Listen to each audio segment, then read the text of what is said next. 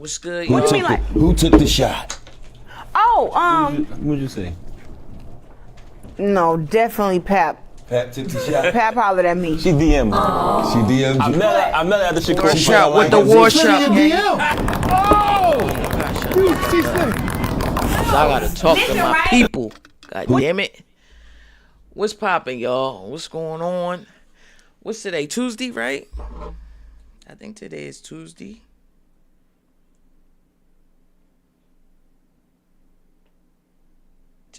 Yeah. What's up? Today is Tuesday, y'all. We working on what? We're less than 48 hours away from the new year.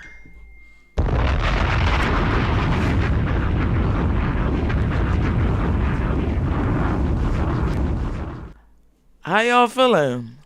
How y'all feeling about that? Is we excited? Is everybody excited to go into the new year? I hope so, man, because, you know, they said this is the year of the horse or something, if I'm not mistaken.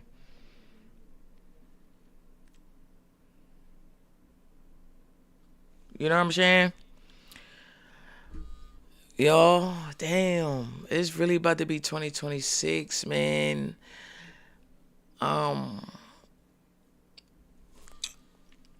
Shout out to everybody that's still here, man. I'm your first cousin E.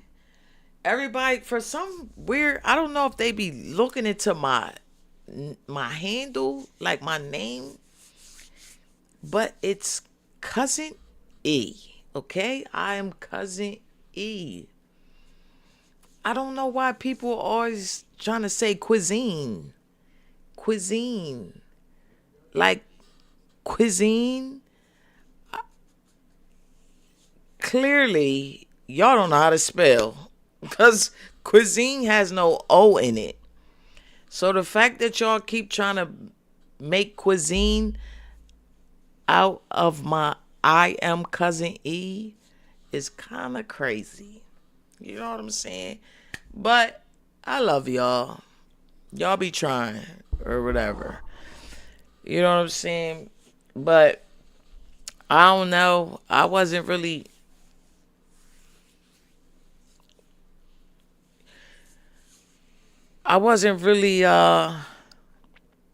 you know, into everything that's going on as far as social media, entertainment, celebrity news today, because I was at work, you know what I'm saying, and we were working today for a change. So, you know, why do it keep sounding like my jaw is like breaking or something? But yeah, so I was at work, so I didn't really get to tap into too much today. But, you know, we just gonna look at Fib telling Clarissa. I'm so sick of her, bro. I ain't gonna lie. I'm sick of this lady. Like, I'm so sick of her. It has exhausted me. Like, I'm exhausted when it comes to, when I hear her name, it's just like a long sigh that follows. I'm sick of that lady. I ain't gonna lie. Like, she's on here lying. Like, it's like y'all don't get tired of her. Like, I guess lying is amusing to y'all. I don't know. Because she just stays posted. Which is why I'm posting her. Because outside of that, I wouldn't be talking about this fucking freak. You done stole Remy's man. See how that keep going out? Like, I know y'all hear that shit. Because I hear it. And it's pissing me off, if I'm being honest. But whatever. Oh, listen, right? Who took the shot? Oh, What'd you say? No, definitely Pap. Pat took the shot. Pap hollered at me. She DM'd me. She DM'd you. Ah, I know after she like- said I like that verse. Send in your DM.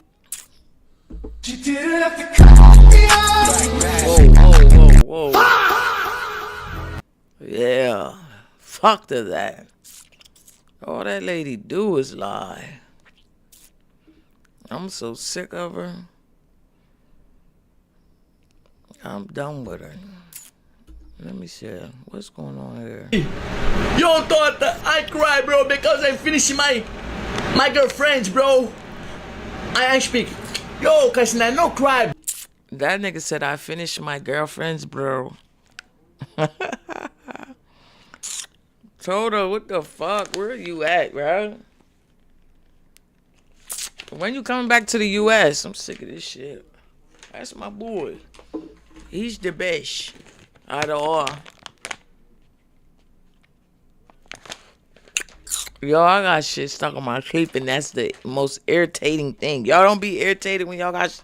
And then my teeth is so tight gripped. Pause. Nah, for real, my shit so tight grip. Like I really have to find shit that's like can go in between them, bro. Ain't too much. I don't feel like reaching back to get my things. You know, the dental picks. I just don't feel like that. But hold on, let me see. Bro, because you have powers. You super rare. You Spider-Man, Cassinet. I speak Cassinet. You Spider-Man, bro. No cry. Cassinet speak me. Okay, Toto. I love you. Cassinet speak. I know lie. Cassinet, call me. Yo, Tota, I cry, bro, because I'm finishing my girlfriends, bro. I speak. Yo, Cassinet, no cry, bro, because you have powers. You super rare. You Spider-Man, Cassinet. I speak Cassinet. You Spider-Man, bro, no cry. Cassinet speak me. Okay, Toto. I love you. Cassinet speak. I know lie. Shout out to fucking Tota, man. Can I speak? I cry, Tota, because my girlfriend is no longer me. Is no longer me. We speak no relations. I speak to Kai Cenat. Bro, you're Superman. You're rare. Don't cry, bro. Kai Cenat speak. Okay, Tota. I love you. Thank you, brother. I speak to Kai Cenat. I tell him, you're rare, bro. Bro, you the best. Remember, don't think. I swear. That's Kai Cenat. Call.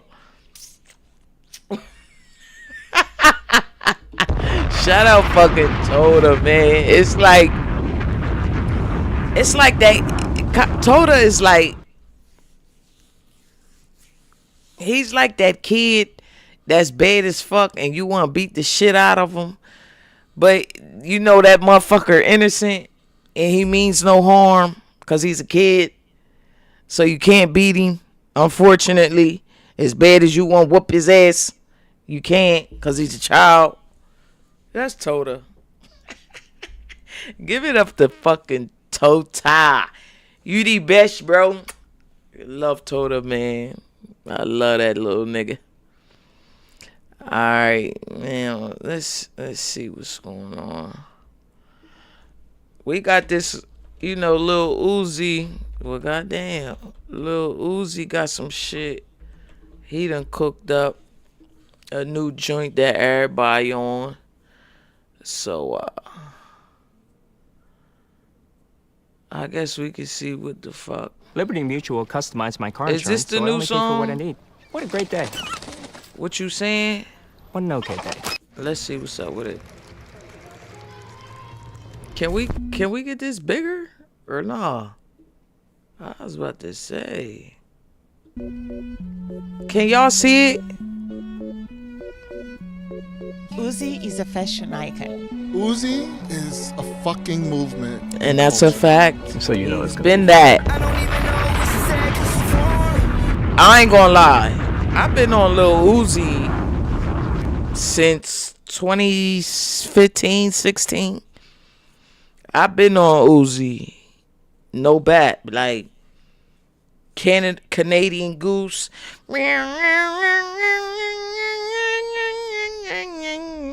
However that shit go. Y'all know what the fuck I'm talking about. If you know, you fucking know. Fuck.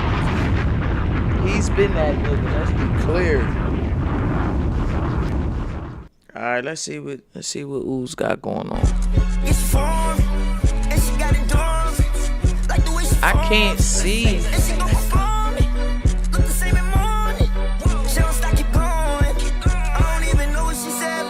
Why do I have to watch it this big? Okay. Okay. Come on. Ooze. He always gonna come through.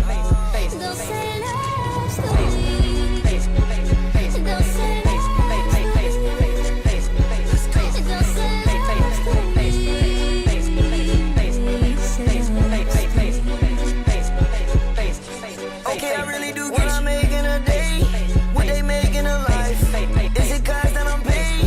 You tryna stay the night. You keep rubbing on my face. Make me feel I'm your type. I guess that we on the same page. Cause I'm just tryna shy. I really do get I'm making a day. What they making a life? Is it cause that I'm paid? You tryna stay the night. You keep rubbing on my face. Hold on. Make me feel I'm your type. I guess that we on the same page. Cause I'm just tryna shy. Fierce. The Uzi woman's fierce. Yeah, Ooze. There's free water upstairs. I hear Adriana's Uzi walking. TV, I brought some bitch. tissues in case it was emotional.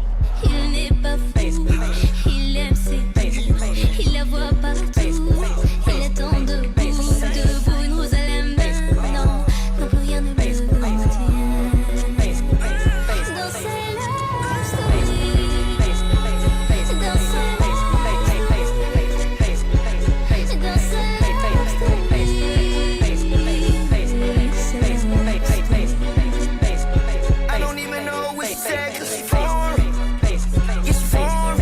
And she got it done. Like the way she formed. And she gon' perform. Look the same in morning. She don't stop, keep going. I don't even know what she said, but this what I hear in my head.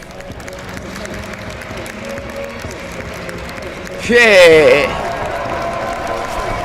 This season, I just feel like Uzi was Okay. inspired by cunts. They pulled up for you, boy. About this one for a while.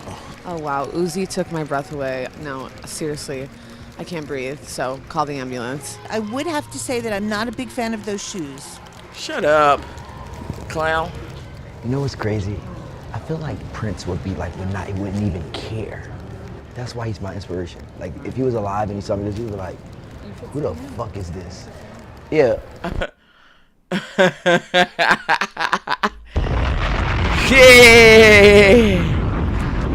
Type shit. Type shit. Come on, Ooze. Ooze came through with that, John, of course. That's regular shit, though. What we talking about? What we talking about, man? Y'all know how Ooze coming? Stop playing with that man. Like he ain't one of them for real. Stop playing with him, man. Let me see. Alright, let me see. What we got? We did our turn up. You feel me? We did our. Oh, what my woman saying? How do I even start? But what you gotta talk about? There's a galaxy. There's a weird rumor situation that you guys love to talk about that you guys been talking about for the last a year, I feel like. Damn. And I always see some bullshit about this lore or this rumor, like, oh, you guys don't know the tea about how deep this goes. So without saying names, oh, I don't even know how to begin. Babe, what are you talking about? Here she go. This is why I don't like her on the internet. During all of what happened last year with my family dynamics. Okay. I noticed that someone that I know through someone else follows my co-parent during all the bullshit. I reach out to our mutual friend and say, hey, can you put me in contact? Let me get on text with this person, because going out of your way to follow my co-parent while family drama is going on is very it's a choice. That's weird. So I get on the phone with this person. I'm like, hey, what's up? Do you have, is something going on? Because you're going out of your way to do this and I don't really know you. It's weird. And the girl is like, oh, I was hacked. I would never do that. But since I have you on the phone, are you fucking with so-and-so? I said, well, I'm actually making music with so-and-so. Yo,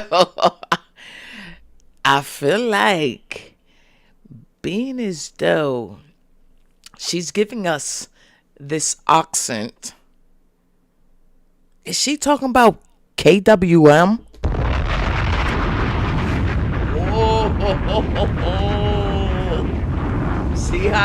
See how you put two and two together? Huh? Is she talking about KWM? But who's Shasha? Okay, we gotta figure these people out. Or did she used to mess with? We gotta figure this out, y'all. Hold on. I'm not fucking with so-and-so. Why? They said, oh, no worries. We're friends. We might have messed around, but we're friends. Cool. I'm like, okay. Now, what do we go from here? I answered your question. You answered my question. You said you was hacked, and I'm telling you, no, that was not the case. And now what? And this person is like, oh, well, let's be friends. Let's make music. Get on my song. You're moving today. Do you need help moving? I'm here for you, girl. I'm so sorry. Blah, blah, blah, blah, blah, blah, blah. I'm like, no, I'm cool. I get online. I see my recent ex that had me super fucked up, that also spread a rumor, right? Follow this person. So I tell the girl, oh, don't worry about me. We'll be cool. But by the way, my crazy ass ex, who just lied on me to court in court documents and is very petty and does very petty things, after an amicable breakup turned into a lie to the government that you guys run with all the time, right? I can't wait to talk about all of this. I tell them, my ex is crazy and just follows you. And I know she's going to be petty, but watch out for her. What does that person do?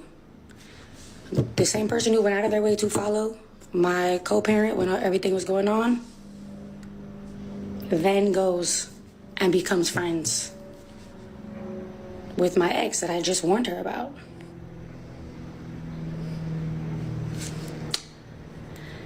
Then continues to poke me behind the scenes, continues to shade me, continues to say weird things to mutual friends, to people that know me, and all the while I have been silent.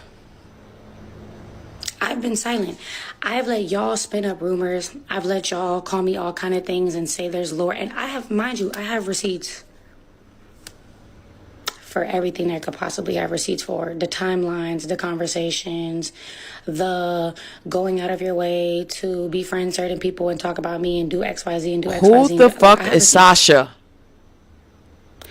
So I get online all the time and I see the rumors that y'all start and the shit that y'all perpetuate. Did y'all know Kehlani did this and Kehlani did this, and the T and the lore behind XYZ, because Kehlani did. Oh, I've let y'all cook. I've let all of this cook for the last year. And I've let y'all just talk. And if there's a video that gets made about this, I will hop in them comments with the texts and the screenshots and the timelines, the apologies from my ex of, oh, I lied. And the only way to get out of our situation governmentally was I had to make up a lie. And I had to say this because this is the only way they'll let us out. What? And I have the screenshots from the other girls saying, oh, girl, I was hacked. I was hacked. I have no issue with you. Blah, blah, blah, blah, blah. Oh, and the screenshot of me saying, oh, yeah, by the way, my ex gonna go out their way to be petty with you. I have all of this. It has been a year. And again, I'm not finna say no names. Y'all can put together what y'all put together, and if something comes up from it, I will gladly respond. But it's a good time for me to so lost. It's about to be 2026. Folded is doing really well. I'm really happy. But y'all not finna keep making me a fucking villain in a situation where I've been getting fucking played with. I've been getting fucking played with for the last year. And this is not even geared towards who it's about. Like, it's really y'all that come on here and be loud and wrong and crazy. And unfortunately, because people decided to never clear it up for me, people decided to let bullshit run, and they decided to like little things and repost little things. Here we are. You got to deal with me being a Taurus and coming out and clarifying at some point. So I'm not sparing shit next year. I'm not sparing shit now. You know? So that's all I had to say. So who's the co-parent? Is Sasha Keeble? You know what? Hold your breath. Don't even worry about it. Let's look this whore up. Cause ain't nobody finna play with my bitch. I'm sick of it. I wish she'd come on home. How you spell this whore's name? Is that it? Oh, they both British.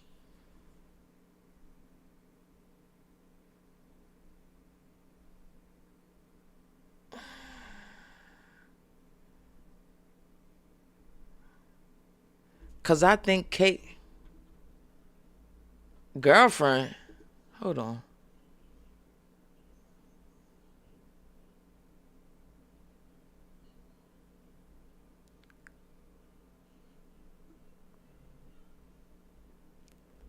Hold on. Hold on the fuck up. Hold on.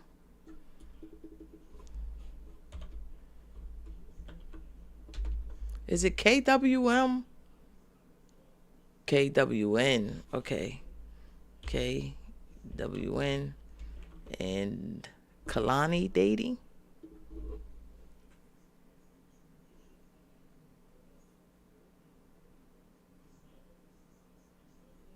Oh, so they were dating.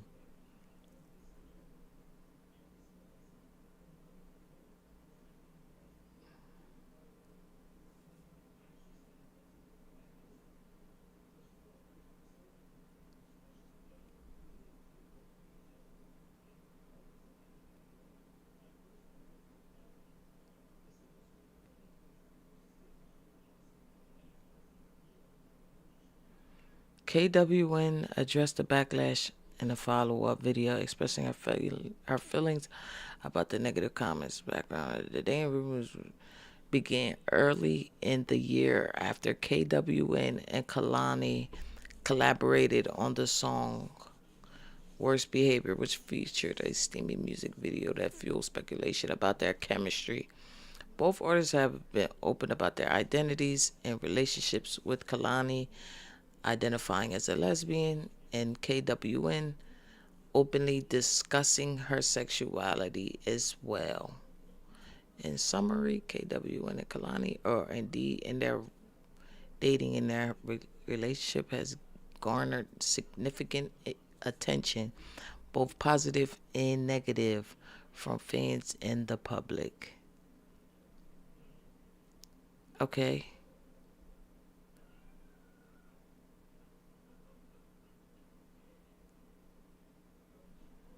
Okay.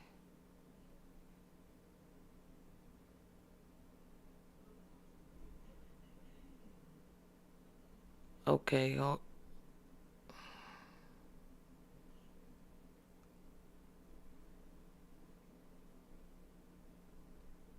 Okay. Oh. Okay, we're getting somewhere. It's crazy too. So all your shows been crazy. Now also while I was in Atlanta, I'm scrolling. Backstage, I ain't got nothing to do. I'm sitting there getting ready for my next interview, and I see picture, and it's like saying it's AI, you and Kalani taking the picture. What's going on, if you even want to say something about it? That's my lady, man. We are, yeah, there's just the internet has just taken it in a weird way, which I'm super confused about, but yeah, I've said my piece on it online, in my own words, but yeah, man, the internet is just it's a weird place, for sure, and that's all I'll say about it.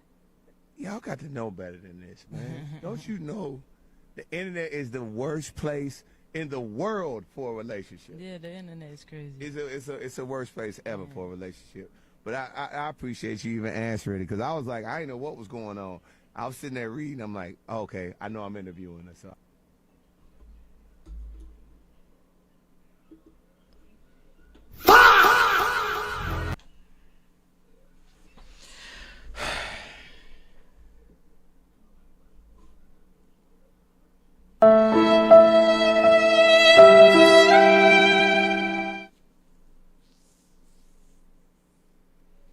So are these motherfuckers still dating?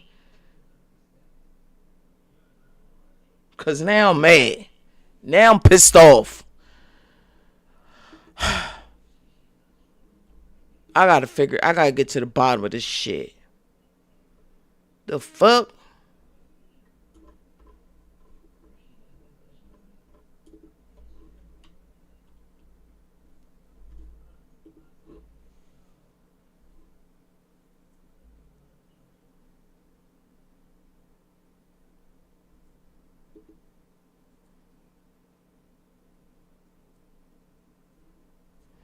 Are they?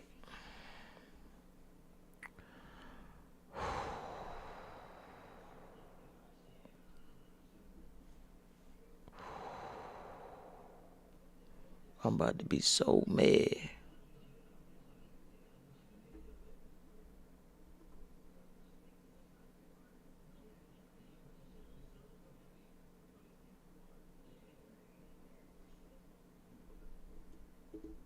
Let me see. Too far. I know the internet is a dark place, but it's dark over here. I'm not trying to build an audience of rude, weird, entitled people. It's horrible. It's honestly disgusting.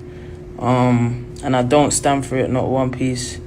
Just to clear some things up, which I shouldn't have to do because it's nobody's business for real, but I've been single for a long time. Or was single for a long time. My last relationship was like 2021, 2022. When I met Kay, she was very much single. So I don't know what timeline you lot think you're piecing together, but it's wrong. Okay. You guys have taken things way too far. I know the internet is a dark place, but it's dark over here. I'm not trying to build an audience of rude, weird, entitled people. It's horrible. It's honestly disgusting. And I don't stand for it, not one piece. Just to clear some things up, which I should. Bro, when the fuck was this video? Like, I'm not playing with y'all. Nobody's business for real, but I've been single for a long time. Or was single for a long time. My last relationship was like 2021, 2022. Cause everything is dated from fucking October.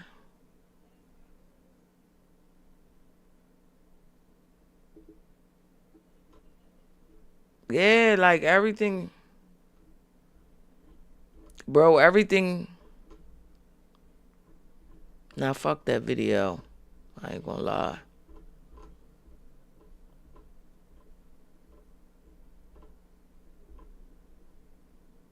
I want to know, is these motherfuckers still together? That's all I want to know. They're in a relationship together. That's so cute. I feel like people been knew this. You know, they kissed in Worst Behavior. That wasn't just a regular kiss, too. They was kissing. Yeah, so that already shook things up a little bit. And they spent a lot of time together. They also did this cute little TikTok. Here's what it sounds like. Every day I get on this app, people flirting with my wife. Good taste. Well, since then, K1 has took to social media, to TikTok, to address accusations, to clear up the negativity. Because people are saying, oh, they were in relationships, they cheated, they're questioning the timeline of things. They're saying things like, oh, they're going to break up, it's not going to last, it's not going to work. Here's what K1 had to say. Just to clear things up, which I shouldn't have to do because it's nobody's business for real, but I've been single for a long time, or was single for a long time. When I met Kay, she was very much single. So I don't know what timeline you lot think you're piecing together, but it's wrong. First of all, and last of all, it's none of your business. You know, that's why people keep their relationship private for so long.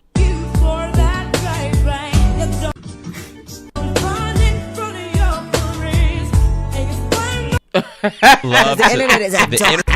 This is crazy.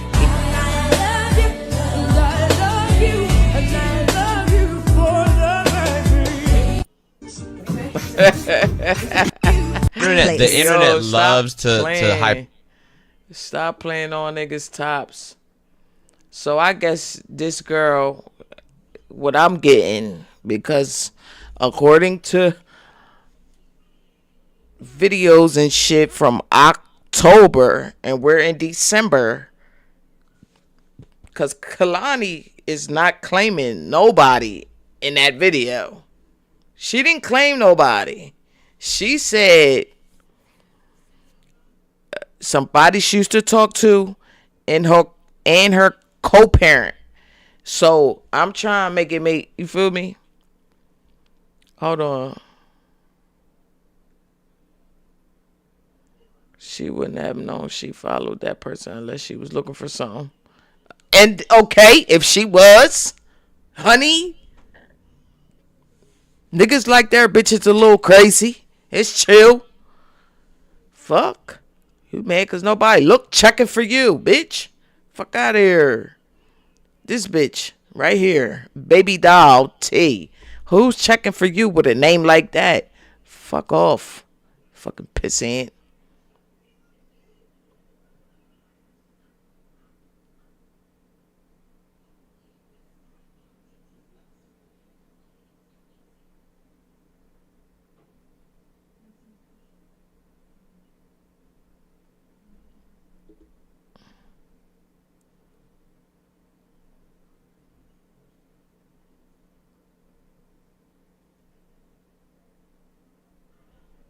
But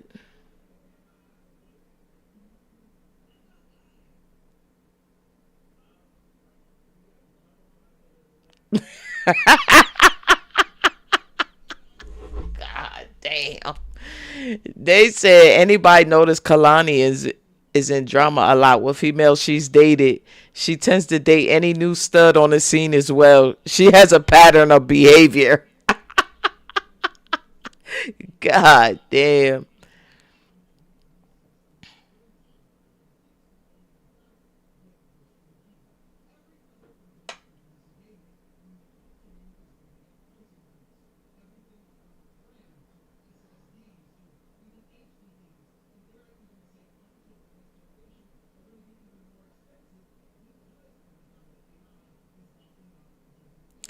What? Oh my God.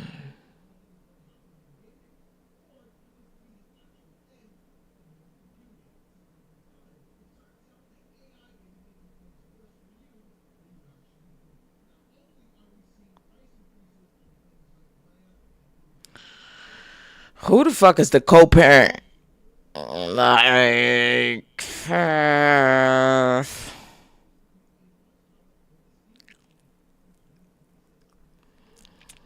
it's not that she's entitled. Like, clearly, you guys have never dated a Taurus. It's very clear that you've never tampered with a fucking Taurus, because this is the type of behavior that Tauruses get into. Not gonna lie, I've had my fair share, okay? And they are detectives of the year. Not gonna lie, they're going to get to the bottom of the shit. And this is the energy she giving. She's getting to the bottom of some shit. Okay? Stop playing with that lady. Put some fucking respect on her name, please. But alright. Kalani, girl, just come home. But I got time for that shit. Come the fuck home. You want to keep playing with these people and all that. That's what happens. That's what happens when you don't get a real nigga in your life. Come get a real nigga. I got you. Promise, I got you. I got you. Alright, let me see what's going on. You alright, babe? Yeah, bub. The door was locked in the room. Yeah. And... Okay, can you sit right here for me? These are the two daughters of 28-year-old Ashley Fish. In just a few seconds, they're going to lead the officer to their mother's lifeless body inside the bathroom. The eggs were burning and she's in there.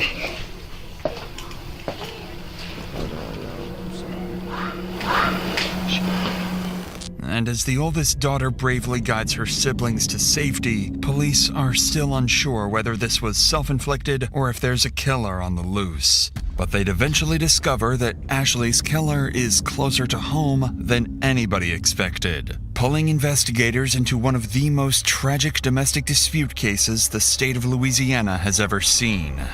Is she alive? No, she's not. They're young. Yeah, he done a number on her, that's for sure. I wanted you to leave. Get out there. Leave the girls alone. I said I'd just shoot you. I don't even know. Why you stuttering, man? Come on now, brother. We've created a GoFundMe for these children, starting with a $10,000 donation of our own. If you'd like to help, more details are in the description. Shout out to y'all. On a quiet April evening in the small city of DeRidder, Louisiana, police receive a terrifying 911 call. But what would shock the dispatcher is the eerie calmness of the caller. 911, where's your emergency? Hi, I need to report a crime. Hey, what's the address? 265 Northridge Drive, in DeRidder, Louisiana. Stay on the line while I get DeRidder Police on with us. Thank you. At this moment, the caller hangs up, leaving officers worried he might be in immediate danger. Officer Josh Stanford rushes to the reported address, unaware that he's only moments away from discovering a scene more disturbing than he could ever imagine.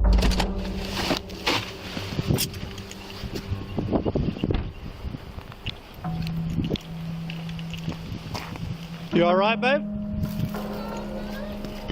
The door was locked in the room. Yeah. And... Okay, can you sit right here for me? Yes. Is anybody in there? No. My sisters are inside right there. Okay. And we got my mommy. The eggs were burning and she's in there.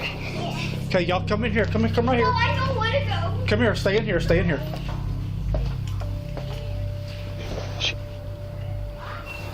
254 City. The woman has a single bullet wound to the right side of her head and appears to have been dead for some time. Yet the male caller is nowhere to be found. But then the officer remembers there are still 4 young girls nearby who have just lost their mother. Come here. Come here. I only see 3. Come help me. Oh, 4. Come help me. Do you know these Why children? are they running? Yes, Oh. they're our neighbors. Okay. Yeah, like Maddie. You got parents here? Yes. Huh? Can you take them to a secure place for me? Was there anybody else here, baby? I don't think so. I don't know. In an baby girl? unimaginable act of courage, you not the know eldest somebody daughter in your guides her house? younger siblings to safety, leading them to the neighbor's house. The neighbor bravely takes in the 4 traumatized children, who would later turn out to be instrumental to the investigation. Officers head back inside to try to locate the caller, completely unaware that he's the one who pulled the trigger. Is there one victim or 2? I'm at Northridge. City, do I have one victim or 2? So we need to clear the rest of the house. I'm under the impression there was a male here too. Okay. So clear the rest of the house. City police! Hey, city police! Go right. Police department! Click. See, when the Gladys was on the phone with him, I was under the impression there was a male subject that had been shot. Look out in the backyard. Check the backyard. Check that out. What's that I smell? The eggs Oh, were they, burning. oh, they cook? Okay. Where's she at? She's in that bathroom. Oh, hell. Everything else is clear? So, everything else is clear. Officers find The little no girl- one else inside, leaving them still in the dark about who the I'm confused because the little girl said the eggs was burning, but the cop said that the lady looked like she had been shot.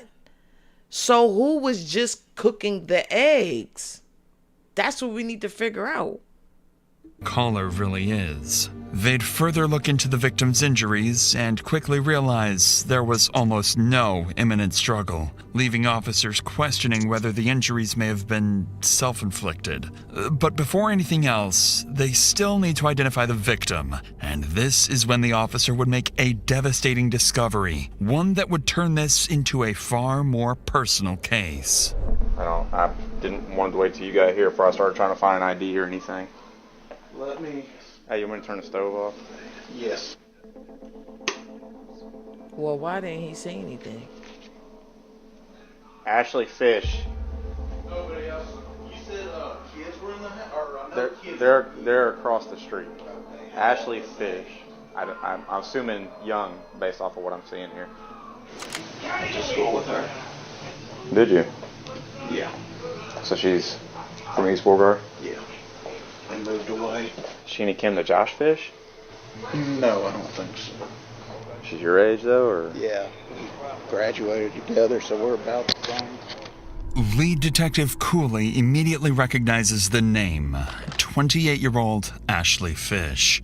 He knew Ashley as a DeRitter local, someone who married her high school sweetheart and had only recently moved back to Louisiana from Texas. Determined to find answers and uncover who murdered his friend, he turns to the Now that's neighbors his for friend. more information. Oh my God. Meanwhile, They went to school other together. Now officers that's his begin friend. reviewing neighborhood CCTV footage, searching for anyone who may have been at the house besides Ashley and the children. And they're about to discover that someone else was indeed inside. Someone who is... You see how shit gets started? Just that easy. The narrator then called that man.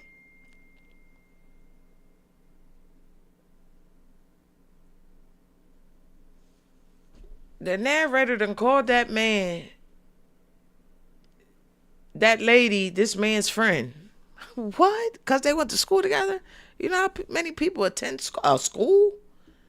Like, come on. That man never said it out of his mouth. He said, I went to school with her. He never claimed to be her friend. was already on the run. That's why you can't believe, like, this, everything that you see celebrities and entertainers be talked about. Like, come on, y'all. That was crazy. Detective Cooley, Beauregard Sheriff's Office. Jeff Brown, nice to meet you, sir. Yes, sir. Hey, y'all mind if I ask y'all a couple questions real quick? Yeah, you can ask me anything, but I really didn't see anything. The only one that saw anything was my son. Your son, the one that was mowed? He was mowing out here. Okay. What's your buddy? Detective Koo. Nice to meet you. Heard you kind of saw some stuff, just a little bit. Not much, but you seen some, something happen next door? Well, I was just mowing the lawn, and then I saw, like, the car of the owner or whatever leave. Lining up with what the boys saw, another neighbor offers ring camera footage showing a black truck leaving Ashley's house just minutes before the 911 call. Desperate to learn who was driving that truck, officers turn to the next neighbor, unaware they're about to speak with the victim's best friend and is someone who knows exactly who the driver is. What's that? The girls are at my house. Can you tell us what's going on? It's not good. Is she alive? No, she's not. Was she shot? Yes. She was out here earlier when about 5 o'clock or so. I saw her out here. Everything seemed fine. There was a truck. She has a significant other. She was going through a divorce, and they're legally separated. But he was here. The black truck was here. Yes, ma'am. Do you think he shot her? Well, I can't tell you a whole lot. I got it. So as long as the children are safe with you for now, we'll take care of it from there. As far as I know, her. Gosh, I'm assuming that it was Tyler was the person that was here. I don't know if that was his truck. He usually drives a black truck. And then her husband's name is John Fish. She would go on to identify their main suspect as 34-year-old Tyler Durachowski, Ashley's new boyfriend. Detectives immediately begin digging into his history, gathering anything they can find, and working to locate him as quickly as possible. But just as they're about to begin the manhunt, another 911 call comes in, and it's from the killer himself. Hi, I need to turn myself in to the police. Okay. I don't know how to do this. Are you wanted? Do you have an active warrant? No, I just committed a crime. Okay, what crime did you commit? I shot somebody. Okay, where are you located? I'm at Burke's Outlet in DeRidder. I'm in the parking lot, and I just am going to wait here to get picked up. Okay, who did you shoot? A woman. Okay, what is her name? Ashley Fish. Officers rush to the address he gave, an empty parking lot. Still baffled as to why he confessed and why it took him so long to come forward. Knowing he likely killed a woman in front of her children, they brace themselves, fully expecting anything to go wrong at any moment, or even an ambush. The suspect is going to be in Burke's parking lot.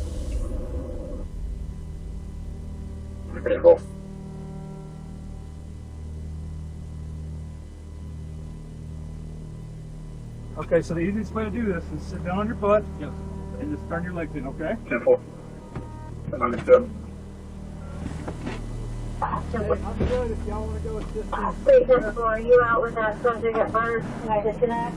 With the main suspect arrested, officers have no idea the investigation is moments away from taking another unexpected turn. When they search his vehicle, they find no weapons, but they do find multiple prescription drugs, vials of testosterone, and syringes. To their surprise, Tyler seems unusually calm for someone who just took a life, and it would quickly become obvious that this calm, controlled demeanor is part of a plan to get away with murder. If you're still comfortable talking to me, can you tell me a little bit about what happened? Okay. This woman and I got in an altercation last night. Things were kind of falling out between the two of us, just relationally, and I was getting ready to move back to Oregon. So she pulled out, she had a gun in her drawer. She loaded it and was pointing it at me, and we started fighting, and it went off. Tyler insists he shot Ashley in self-defense after she pulled the pistol on him, immediately complicating the investigation. Once he's brought into the station, officers relay this information to the team at the scene, who would begin searching for anything that might support his claim. And unexpectedly, they do find one piece of evidence in Tyler's favor: the murder weapon itself. Here's what I've got right now. I know you got a lot of information coming in. Cameron has got the suspect, Tyler Grabowski, over at Park Terrace. He gave himself up without any problems. And he told y'all that he did it. Yeah. You see the hair in it. I've called in the serial number gonna be a Smith & Wesson. She been here for a minute? If I had to guess, I mean, because she's still having some coming out of the wound. She's still pretty warm. And if I had to guess, I'd say it's been between 45 minutes and an hour and 20. Was that sitting right there? Yes. All right. So once they run the strip, we'll be back out and we'll get a search warrant. Damn, wow.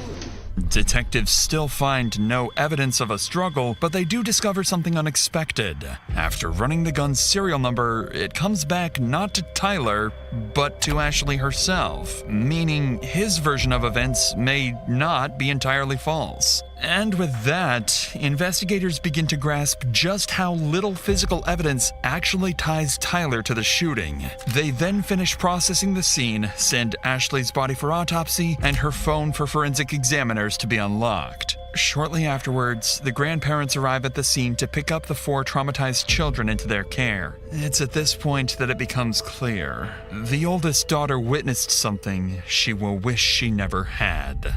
I've got some grapes and some strawberries.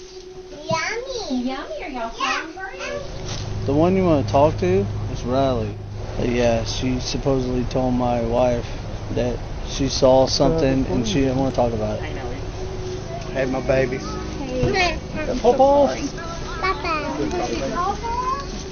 Hey, baby. Here, I'm going to pick you up. Bye, Alexis.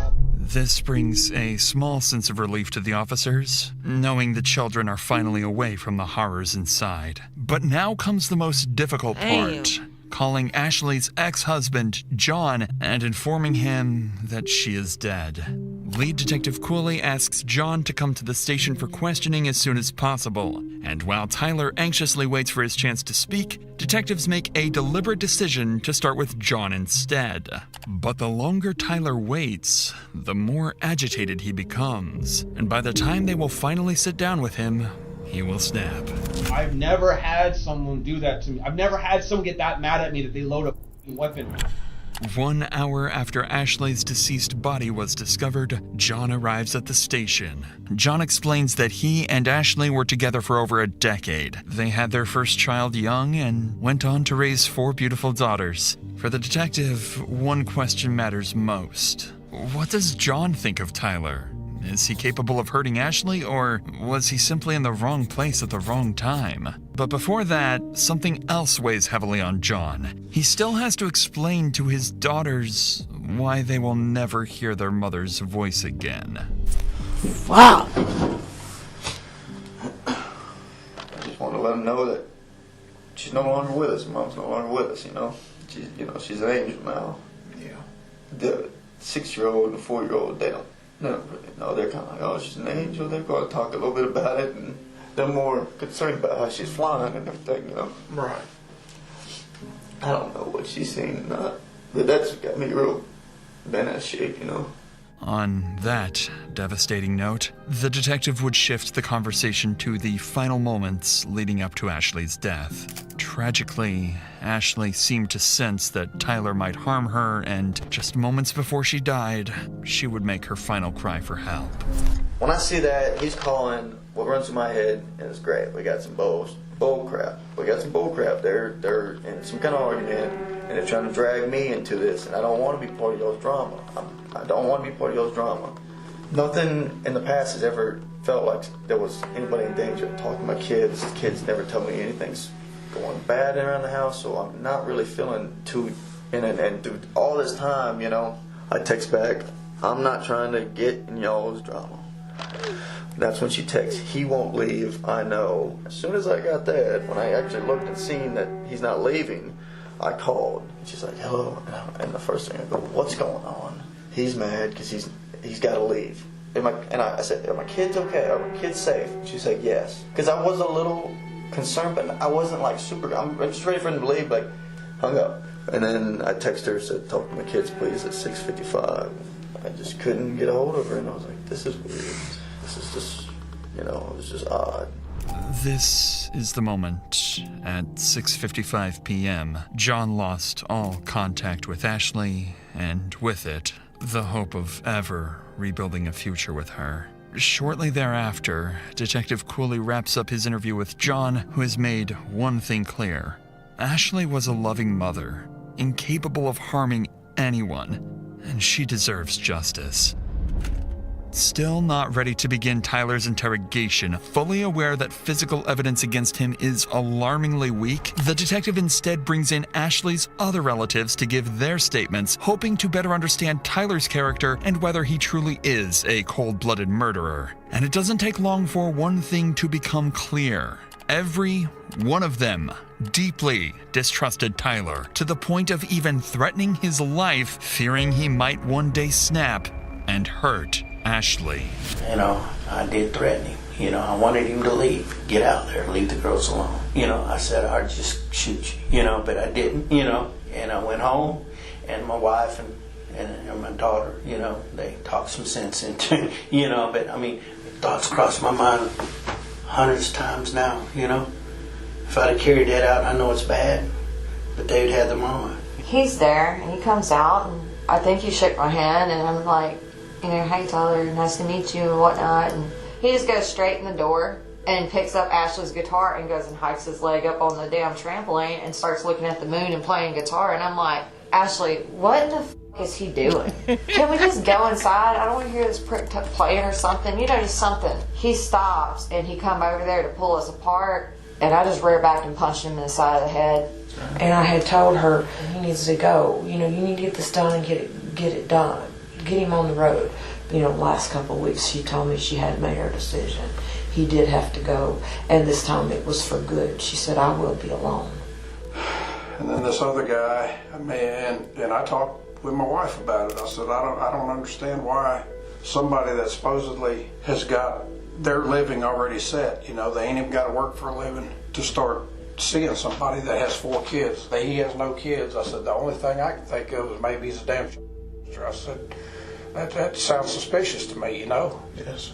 It quickly becomes clear to the detective that Ashley's relatives all wish she had stayed with John instead of Tyler, a walking red flag fully capable of snapping at any moment. But everything else investigators have is still circumstantial. Still, there's hope. Police did find some concerning items in his car. Multiple anabolic drugs known to affect mood, judgment, and irritability. However, even with these findings, detectives are grasping at straws. Yet, with time slipping away, Detective Cooley knows he can't wait any longer. It's time to come face to face with their killer, who, by this point, has been waiting for hours, growing increasingly impatient to speak. With the right lawyer, he has a real chance to walk free. Without one, a single wrong word could now cost him his freedom for life. And for Detective Cooley, this isn't just another case. Ashley was his friend, someone he had known for years. Now he has to sit across from the man who has already confessed to killing her.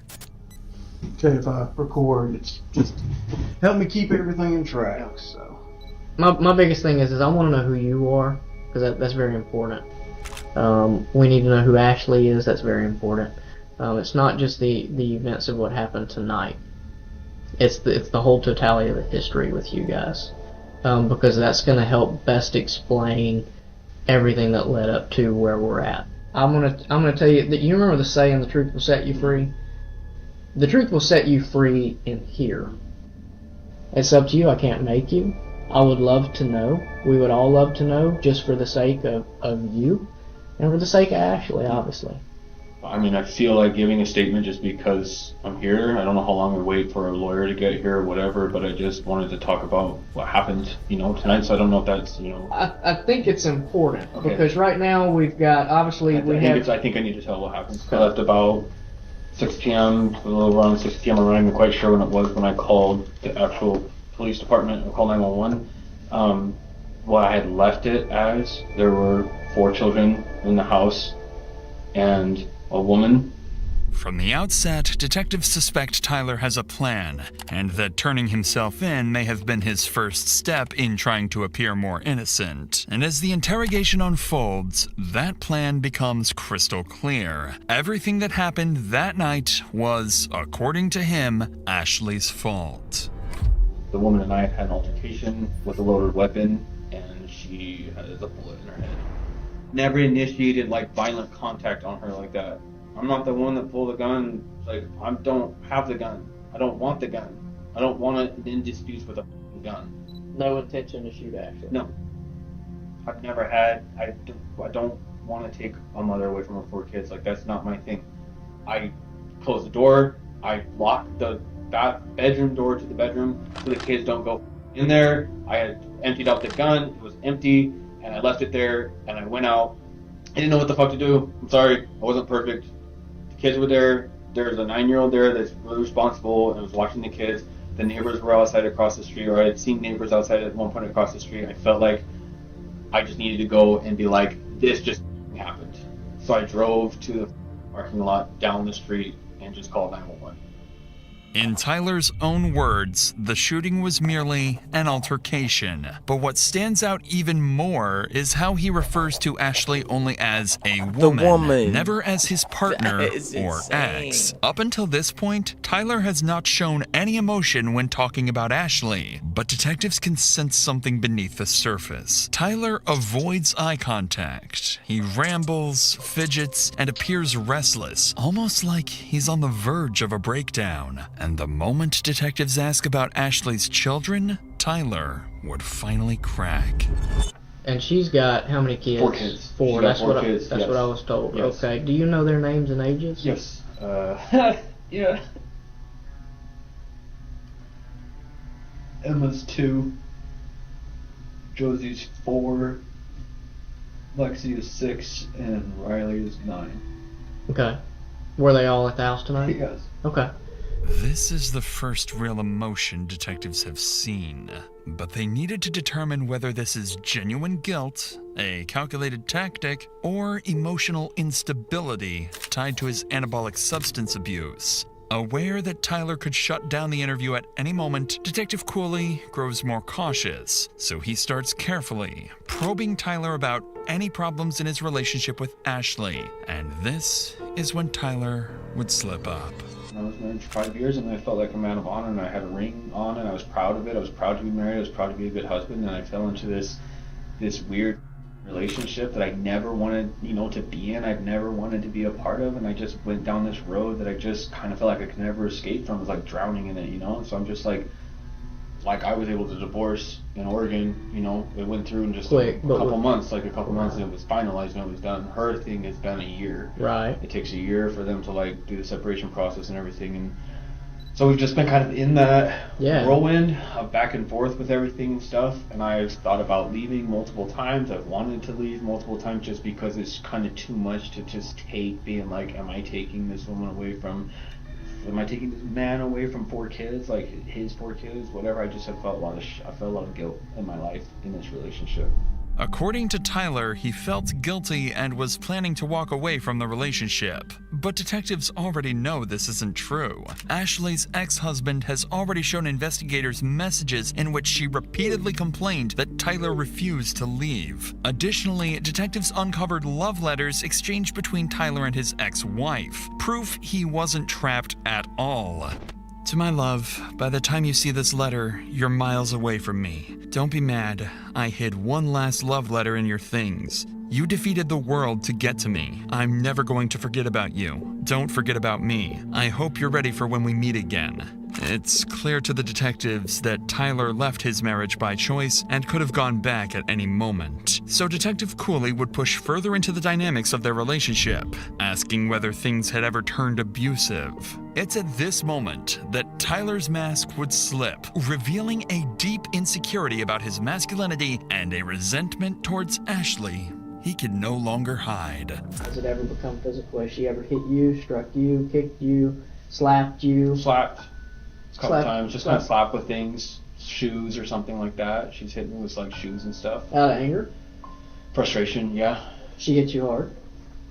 I mean, just I don't want to sound like a she just slapped me with her slippers. We're talking about it's kind of like that across when she was mad about something, yeah. Okay. So, the way I picture is if my wife's agitated with me or aggravated with me, she pops me with something. Yeah. Are we saying something like that, or are we saying she aggressively No, pops you with something. I'm saying middle ground of that, just kind of like pissed about something, but just that's how she's reacting to it. But she wasn't like overly like, I'd never seen a level of aggression to this point with the gun. I don't know where that came from. I have no idea. I've never seen her do anything, pull any shit like that ever. I didn't even know she could. But now, Tyler would inadvertently reveal something far more disturbing about himself. As part of their custody agreement, Ashley wasn't allowed to have anyone stay overnight, including Tyler, a rule he knew very well. And as soon as their relationship began to fall apart, Tyler's first instinct was to expose that violation to her ex-husband, knowing full well it would cost Ashley custody of her children. And so our relationship was really falling out here, and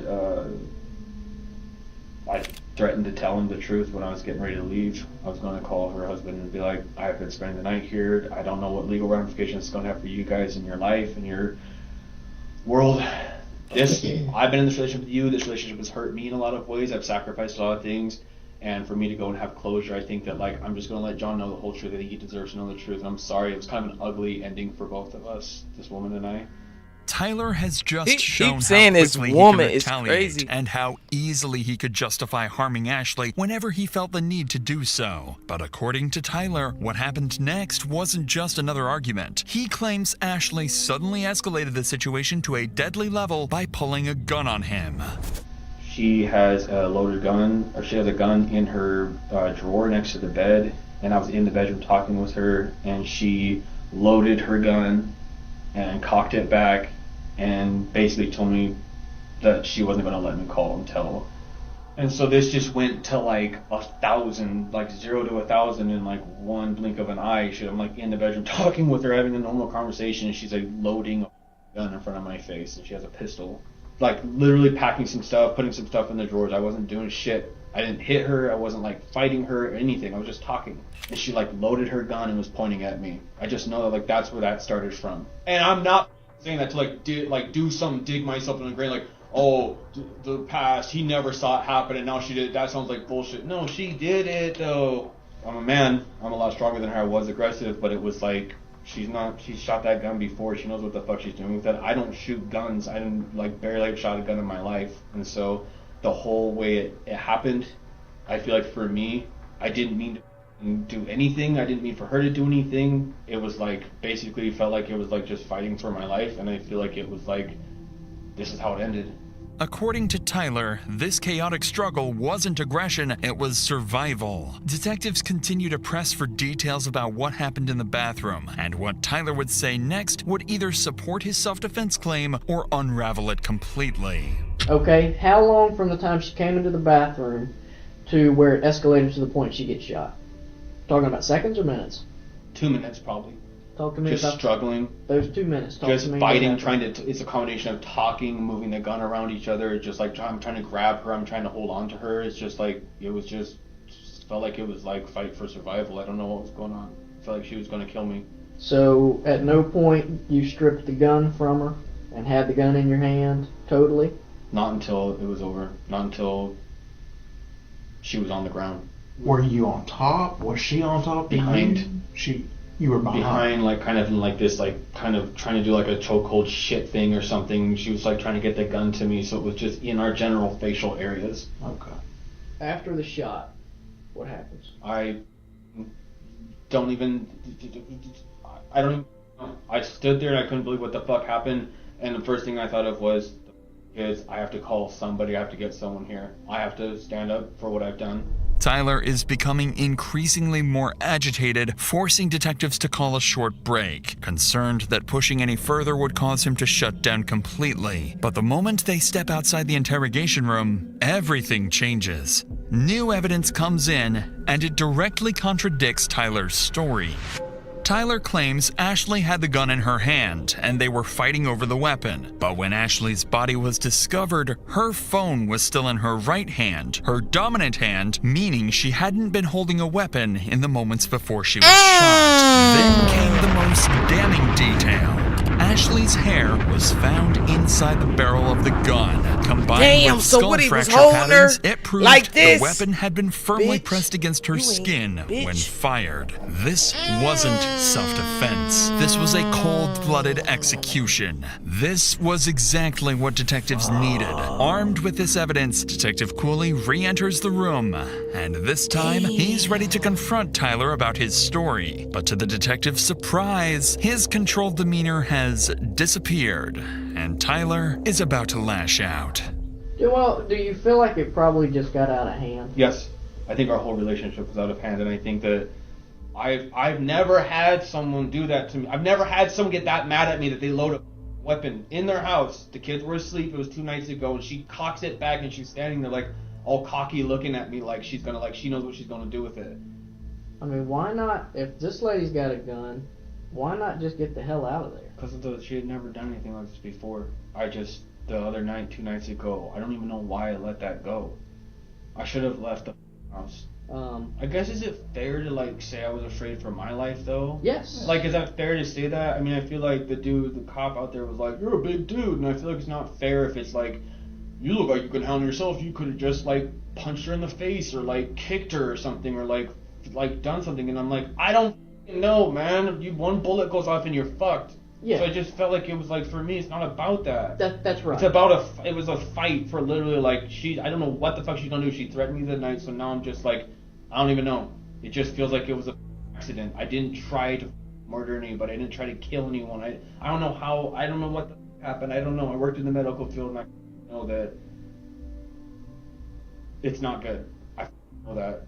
Tyler's words no longer sound like the frustration of a man defending himself. They sound like hostility towards someone he blames for everything that happened. But this is when Tyler would start to realize he isn't coming across the way he hoped. And when detectives press a little harder, they're about to make their biggest mistake, pushing Tyler to shut down completely. We're still missing some things that I feel that you're kind of rushing through, and I think it processing today. I just want to feel like I'm like someone's like on like kind of listen like on my side. On your side, right? No, but I'm not trying to. I get what you're saying. I know I've seen this in the movies. I know what I'm trying to do. Like it's like the more I tell them now, it's like the better it looks. Like the more I just tell them now, it's like. But I'm getting to that place where it's like we're at like the heart of everything that happened. I'm trying to be really careful with like. If I fuck up or if I say something stupid, I don't know what, the more I talk, I feel like the more it's like gonna look like, oh man, dude, I'm trying to explain the best I can what happened. Right now, the whole world, if they know what just happened, is probably like, that guy's a piece of shit. So I'm like, feel really alone where I like don't have anyone. My family's not here, no one's here. I understand that Ashley's not here either, and I'm trying to process that shit right now. But what we're gonna do is we're gonna refrain from any more questions. Understood. If you feel compelled to re-engage or say anything, you are more than welcome. You know, I appreciate you guys being patient with me. I know you guys gotta do this with people and stuff, and I'm not trying to tell you guys I don't want your counsel and I don't want to tell more and more and more. I just feel like I'm at that point looking at that piece of paper, what I've told you. I want to be able to tell someone that's like, I'm kind of like sitting here going like, I hear what you're saying, maybe don't say anything, maybe some counsel. I know you guys are counseling me right now and I'm appreciating it, but I need someone else that just feels like it's like, does this, man. It's at this point that Tyler refuses to answer any more questions until his lawyer arrives. But with the evidence stacked against him, Tyler would ultimately be charged with second-degree murder and 4 counts of child abandonment. He would go to trial maintaining that he acted in self-defense, but the state's case would be overwhelming. Tyler would be found guilty on all charges and sentenced to life in prison with no chance of parole. Thank you for watching and supporting our team. To help the 4 children affected by this tragic case, we've set up a GoFundMe and began with a $10,000 donation from the Dr. Insanity. That motherfucker killed that lady. Like, they found her hair in the gun. But you know, like, just thinking from all aspects, you know what I'm saying? Like, just thinking from all aspects. At the end of the day, that was that lady's gun. So hair was found in the gun, it's not something that's like, oh, her hair was in the gun. It was her gun. You know you get what I'm saying? Like, that's not like some groundbreaking news. It's her gun. I'm not surprised that y'all found her hair in the gun, on the gun, around the gun. Like, it was her gun. It was in her house, in her drawer, or wherever she placed the gun at. You know what I'm saying? Everybody know bitch's hair shed. That ain't, you know what I'm saying? Like, but for sure, I feel like, damn, like them kids, they don't got their mom. And that's kind of, I guess, who they was living with. I don't know, because they didn't really get into the custody thing. But like, damn, them kids got to grow up without their mom. And then I feel like they kind of seen what happened. If they didn't see everything. But they was saying they don't know. But maybe they did know that he was there. But they probably don't know exactly what happened. But they seen their mom. Especially the oldest one. Because she was like kind of panicking. And kind of crying. So she seen their mom. Seen that she didn't wake up. And it scared her. You know what I'm saying? And if she seen the gun, if that was left on the counter and the little girl seen the gun, you can only imagine what she thinking. You feel what I'm saying? Damn, that's just crazy, man. That's fucked up. He did that. He deserved everything coming to him. But we done for the day. I just had to get this. You know, if y'all know, y'all know. Y'all cousin, I'm here 5 days a week at least. Same time every day. 6:30. Follow. We got to start pumping out some, like a subscription or something. I think we will be doing a IRL stream for New Year's Eve going into New Year's.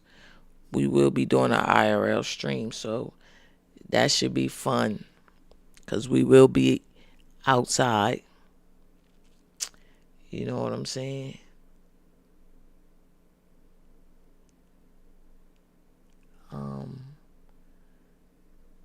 But yeah, I think that's it for today. Y'all know I love coming on here and talking to y'all, just chilling. When that day comes where we got more people in the chat to really bust it up, you know what I mean? It'll get better. But until then, you know, we just gonna keep doing what we do. We thugging it out. We holding shit down. And until then, until the world catches on, your long lost cousin E, I'm here. I'm here to stay. I'm not going anywhere, man. But that's all we got for today. I would like to live my life. Oh, hold on. Let me show y'all. Butt got me some new work boots. These Jones, y'all fucking with these? These hard or no? Is these Jones hard? I mean, I don't care what y'all think, but I was just like, damn, these Jones is too crazy. I couldn't. I mean, I was getting these Jones no matter what. You know what I'm saying? But it was the holidays, and I'm like, shoot, let me see if Buck give me these. You feel me? Because I don't ask for too much of nothing. I don't ask for too much of anything. I don't, you mean, that's never been me. But I did ask, and she came through, per usual. Per fucking usual. These is hard, y'all. Look at them. They is so bossy. They kind of remind me of fucking, like a dressier boot of the whatchamacallits that Tupac wore in Juice. Huh? These are my work joints. I'm stepping into the Gigabyte tomorrow. I ain't gonna lie. I'm stepping in these joints tomorrow. How you love that? But alright, y'all. I holla. See y'all tomorrow. Same time. Same place. Alright.